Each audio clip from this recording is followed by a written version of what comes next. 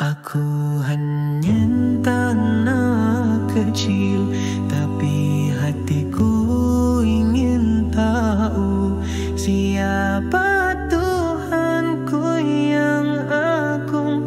Kenapa aku disuruh sujud? Aku lihat ayah solat, ibu baca Quran setiap malam. Aku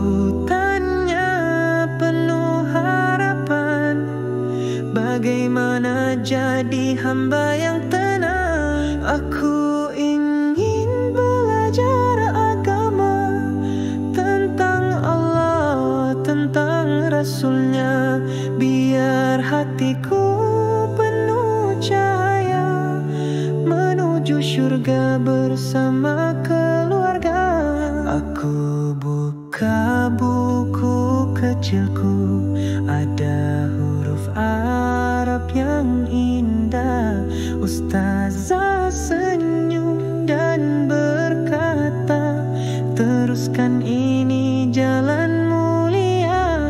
Aku ingin belajar agama tentang Allah, tentang Rasulnya, biar hatiku penuh cahaya menuju syurga bersama keluarga. Ya Allah, berikan aku ilmu agar aku boleh cintamu dan jadi anak yang soleh. Aku ingin belajar agama, biar kecil aku usaha.